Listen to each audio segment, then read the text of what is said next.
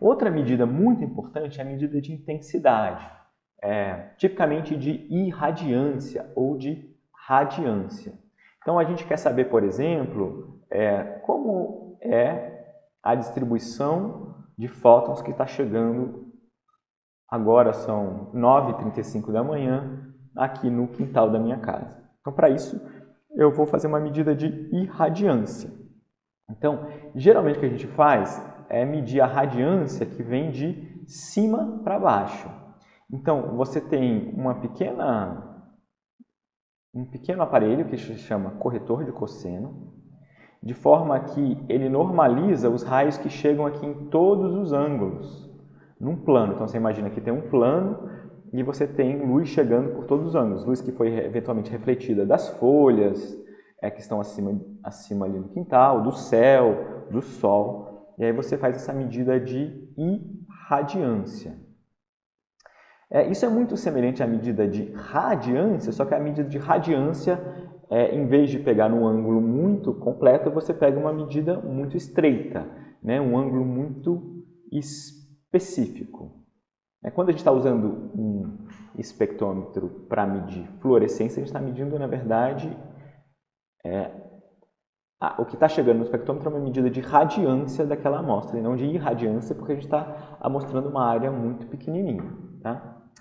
Uma medida de outro medidor de radiância é o nosso olho. Então, o nosso olho tem uma entrada aqui na nossa pupila muito estreita e a retina vai contar fótons. Tá? Então, o nosso olho é um medidor de radiância. Outra medida menos comum, em vez de ser a radiância vetorial, é a radiância escalar, que daí você tem uma esfera e aí você, na verdade, está medindo a luz que está chegando em todas as direções, em 360 graus.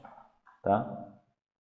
Mas isso é menos frequente de ser visto aí nos artigos científicos. Tá? Então, o que a gente está medindo aqui, ao medir a irradiância, é medir isso aqui. A luz que está chegando aqui, por exemplo, nessa borboleta. É isso que a gente está interessado. Essa luz, por exemplo, pode ter vindo aqui, refletido para cá, batido em alguma molécula e vindo para cá. Então, a gente está medindo toda a luz que está chegando. Está vindo do céu também, né? Pelos processos aqui de dispersão da luz, além de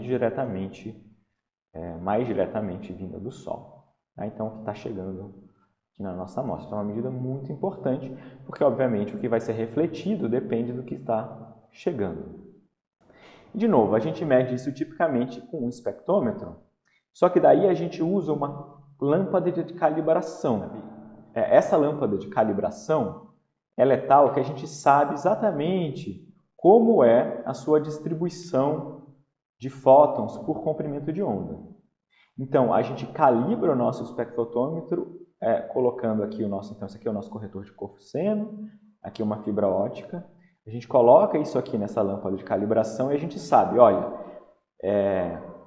essa luz tem exatamente essa distribuição, então você sabe que isso é o seu parâmetro de entrada. E aí, depois de calibrado, você pode apontar esse corretor de cosseno para onde você quiser e você vai ter uma medida absoluta da irradiância, ou seja, quantos fótons, você vai contar mesmo quantos fótons estão chegando para aquela faixa de comprimento de onda. Vamos supor de 300 a 301, de 301 a 302 e assim por diante. Tá?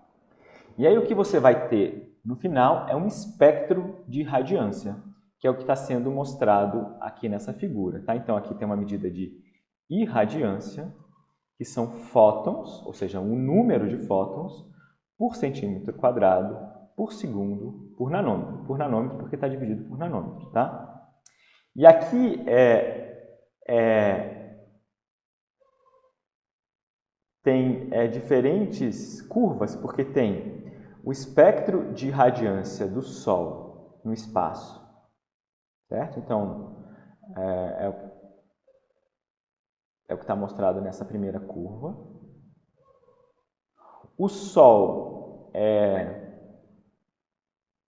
o espectro de radiância do Sol na superfície da Terra. Então, parte desses fótons eles não chegam até a Terra, porque as moléculas na atmosfera, as partículas na atmosfera vão impedir, vão absorver ou refletir parte dessa irradiação solar.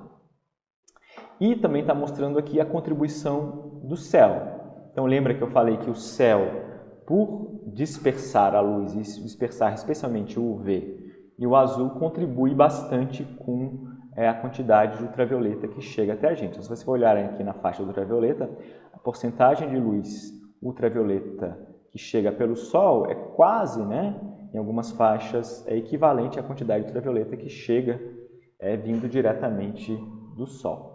Tá? Então, as fontes de radiação são, obviamente, a luz do dia, e aí sendo o Sol e o céu, e eventualmente as nuvens também. Você pode ter luz durante a noite, e aí luz do Sol refletida pela Lua, e numa escala muito menor, as próprias luzes das estrelas, mas isso é muito insignificante. Os seres humanos alteraram bastante esse ambiente, então você tem muita luz artificial, isso afeta as interações entre organismos que vivem próximos às cidades, por exemplo, ou na cidade, porque você tem uma quantidade muito grande de luz artificial. E você pode também ter casos de bioluminescência, de organismos que produzem a sua própria luz. Tá? E a irradiância ela varia bastante dependendo da cobertura florestal, dependendo do horário do dia, dependendo da posição do Sol no céu. Nesse gráfico são diversas curvas de radiância numa floresta. Tá? Pegando, por exemplo, áreas que têm maior cobertura florestal, áreas que têm menos cobertura florestal. Todas essas curvas aqui foram normalizadas para terem a mesma irradiância total, ou seja, a mesma área embaixo da curva. Tá? Então, esse eixo Y aqui está em valores arbitrários e não em valores de fótons absolutos. Então, dá para ver que em alguns locais, por exemplo, você tem uma contribuição muito maior do azul do que dos comprimentos de onda maior. Em outros locais, você tem mais comprimento de onda na faixa do amarelo e do vermelho do que na faixa do azul. Tá?